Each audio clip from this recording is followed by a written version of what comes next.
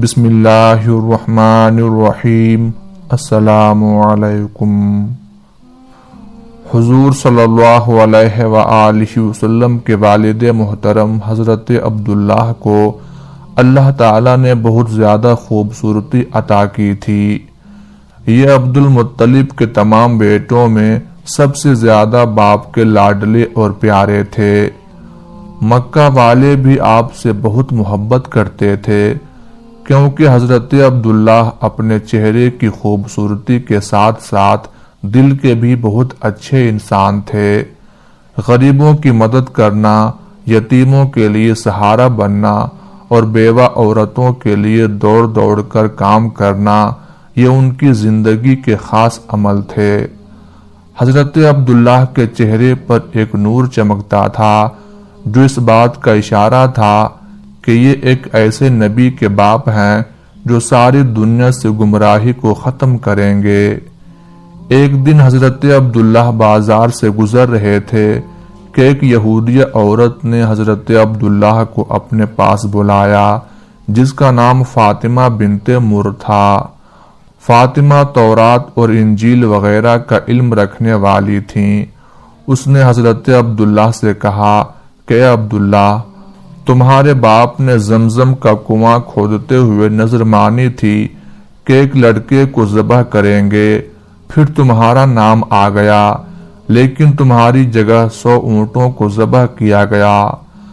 آج میں تمہیں 100 اونٹ اس بات کے بدلے میں دوں گی کہ تم میرے ساتھ ایک رات گزار لو۔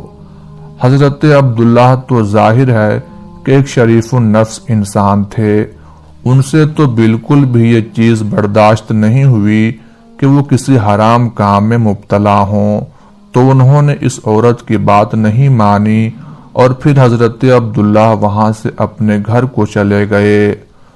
کچھ دنوں کے بعد عبد المطلب نے اپنے بیٹے عبداللہ کی شادی مدینہ کے ایک بہت اونچے خاندان کی بیٹی حضرت آمنہ سے طے کر دی، اور پھر کچھ دنوں کے بعد دونوں کی شادی ہو گئی اور حضرت عبداللہ بی بی آمنہ کو لے کر اپنے گھر آ گئے۔ کچھ دن بعد حضرت عبداللہ کو وہی یہودیہ عورت بازار میں پھر سے ملی اور وہ کہنے لگی کہ عبداللہ، میں کوئی بدکار عورت نہیں ہوں، بلکہ میں ایک شریف گھرانے سے تعلق رکھتی ہوں۔ میں نے اس دن جو تم سے کہا تھا کہ میرے ساتھ ایک رات گزار لو، وہ صرف اس وجہ سے کہا تھا کہ میں نے تمہارے ماتھے پر آخری نبی کا نور دیکھا تھا۔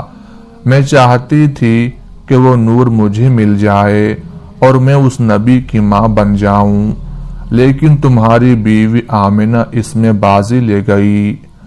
حضرت عبداللہ اپنی بیوی حضرت آمنہ سے بہت زیادہ محبت کرتے تھے۔ حضرت آمنہ بھی بہت زیادہ خوبصورت تھیں۔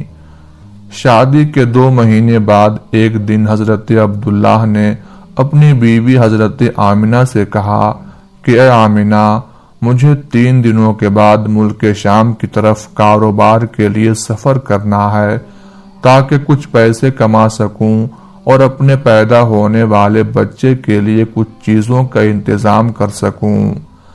حضرت آمنہ نے کہا کہ آپ چلے جائیں گے تو میں اکیلی کیسے رہوں گی، مجھے آپ کے بغیر بالکل بھی اچھا نہیں لگے گا۔ حضرت عبداللہ کہنے لگے کہ آمنہ، تم پریشان نہ ہونا، میں بہت جلدی واپس آ جاؤں گا اور تمہارے لیے خوب اچھے اچھے تحفے لے کر آؤں گا۔ اور پھر 3 دنوں کے بعد حضرت عبداللہ نے اپنا سفر کا سامان تیار کیا اور اونٹ پر سوار ہو کر ملک شام کی طرف چل دیے۔ حضرت عبداللہ 10 لوگوں کے قافلے کے ساتھ ملک شام کی طرف روانہ ہوئے۔ راستے میں ان کی طبیعت خراب ہو گئی اور مدینہ ہی میں اپنی نانی کے گھر رک گئے۔ وقت گزرتا گیا، حضرت آمنہ ہر روز اپنے شوہر کا انتظار کرتی اور ہر آنے جانے والے سے ان کی خبر معلوم کرتی کہ میرے شوہر عبداللہ کب آئیں گے، لیکن ان کو کوئی صحیح جواب نہ ملتا۔ جب بھی مکہ میں کوئی قافلہ تجارت کر کے واپس لوٹتا تو حضرت آمنہ گھر کے دروازے پر کھڑی ہو جاتی کہ شاید میرے شوہر عبداللہ آ گئے، لیکن بعد میں خبر ملتی کہ عبداللہ اس قافلے میں نہیں ہیں۔ 2 مہینے کے بعد ان 10 لوگوں کا قافلہ مکہ واپس لوٹا جن کے ساتھ حضرت عبداللہ گئے تھے۔ ان کے مکہ پہنچنے کی خبر 1 دن پہلے ہی مشہور ہو گئی۔ یہ سن کر حضرت آمنہ بہت خوش ہوئیں کہ میرے شوہر واپس آ رہے ہیں۔ عبد المطلب بھی بہت زیادہ خوش ہوئے اور لوگوں سے پل پل کی خبر لیتے کہ وہ قافلہ ابھی کہاں پہنچا ہے، کتنے دنوں میں آئے گا۔ جس دن یہ قافلہ مکہ پہنچنے والا تھا اس دن حضرت آمنہ نے خوب اچھے کپڑے پہنے اور بہت اچھی طرح تیار ہو کر گھر میں بیٹھ گئیں۔ حضور صلی اللہ علیہ وآلہ وسلم اس وقت اپنی ماں کے شکم میں 4 مہینے کے ہو چکے تھے۔ آخر وہ صبح بھی آئی جب یہ 10 لوگوں کا قافلہ مکہ پہنچا۔ حضرت عبد المطلب کو جیسے ہی خبر ہوئی تو دوڑتے ہوئے قافلے کے پاس پہنچے، لیکن حضرت عبداللہ نظر نہیں آ رہے تھے۔ پریشان ہو کر قافلے والوں سے پوچھا کہ میرا لڑکا عبداللہ کہاں ہے، وہ نظر نہیں آ رہا ہے۔ قافلے والوں نے جواب دیا کہ جاتے وقت مدینہ کے پاس راستے ہی میں عبداللہ کی طبیعت خراب ہو گئی تھی، اس لیے وہ مدینہ ہی میں اپنی نانی کے گھر رک گئے تھے، اس کے بعد ہمیں نہیں معلوم۔ یہ سنتے ہی حضرت عبد المطلب نے اپنے بڑے بیٹے حارث کو کہا کہ اے حارث، جلدی سے اپنا گھوڑا نکالو اور مدینہ کی طرف سفر کرو اور جا کر دیکھو کہ میرے بیٹے عبداللہ کی کیا حالت ہے، اور پھر جلدی سے آ کر مجھے خبر دو۔ حضرت آمنہ کا دل آج پھر سے ٹوٹ گیا۔ وہ امید باندھے بیٹھی تھیں کہ آج میرے شوہر آئیں گے، لیکن خبر تو کچھ اور ہی پہنچی۔ ادھر حارث نے بہت تیزی سے اپنا گھوڑا مدینہ کی طرف دوڑایا۔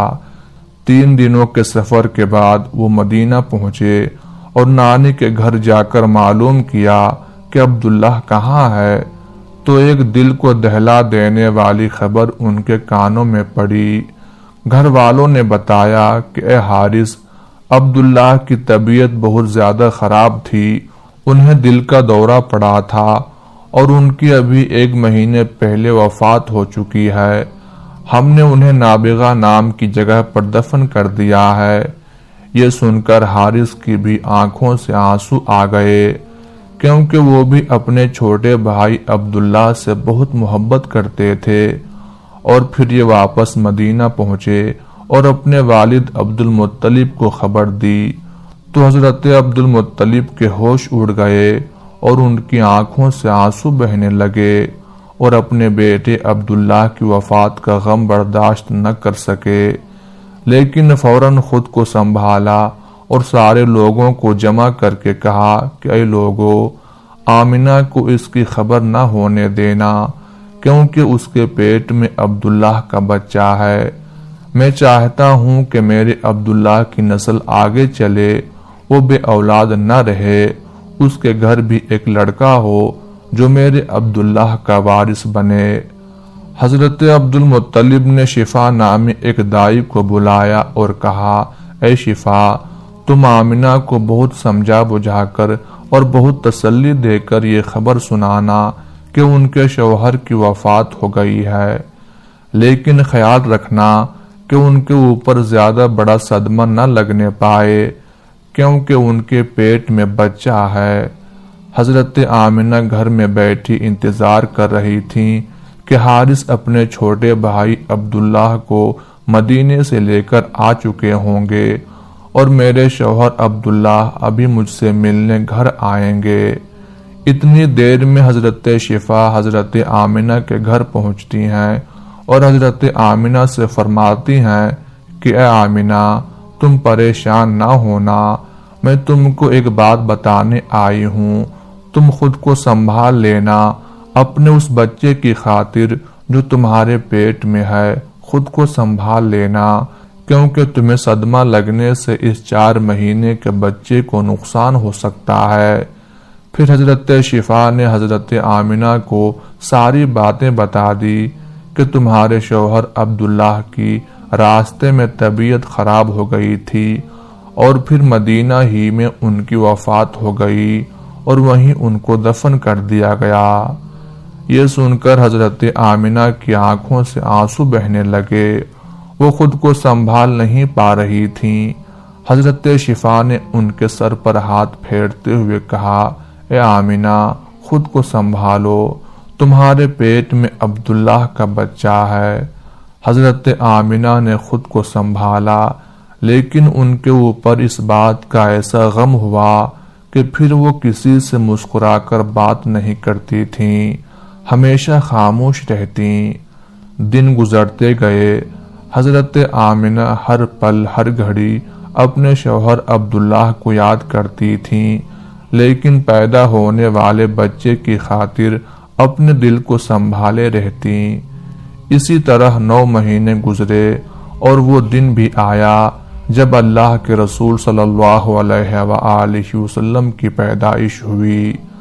حضرت آمنہ کے گھر بچے کی پیدائش سن کر عبد المطلب اس قدر خوش ہوئے کہ دوڑے دوڑے آئے اور اللہ کے رسول صلی اللہ علیہ وآلہ وسلم کو گود میں لے کر خانہ کعبہ میں گئے اور سجدہ شکر ادا کیا۔ پھر حضور کا نام انہوں نے محمد رکھا۔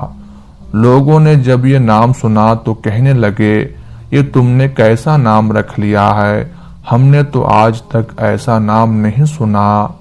عبد المطلب نے کہا کہ اے لوگو، تمہیں کیا پتا کہ میرے اس پوتے کی دنیا میں کتنی تعریف کی جائے گی کہ آج تک اتنی تعریف کسی کی نہیں کی گئی ہو۔ حضرت عبداللہ کے سارے بڑے بھائی حضور صلی اللہ علیہ وآلہ وسلم کی پیدائش پر بہت خوش ہوئے، یہاں تک کہ ابو لہب کو جیسے ہی اس کی کنیز صوبیہ نے آ کر خوشخبری سنائی کہ اے ابو لہب، تجھے بھتیجا مبارک ہو، تو ابو لہب اتنا زیادہ خوش ہوا کہ اس نے اپنی کنیز حضرت صوبیہ کو حضور صلی اللہ علیہ وآلہ وسلم کی خدمت کے لیے آزاد کر دیا۔ یہ ان خوش نصیب خواتین میں سے ہیں جن کو امام الانبیاء رحمت للعالمین صلی اللہ علیہ وآلہ وسلم کو دودھ پلانے کی سعادت میسر ہوئی، کیونکہ ابتدا میں آپ صلی اللہ علیہ وآلہ وسلم کو حضرت آمنہ نے اور ان کے بعد حضرت صوبیہ نے دودھ پلایا۔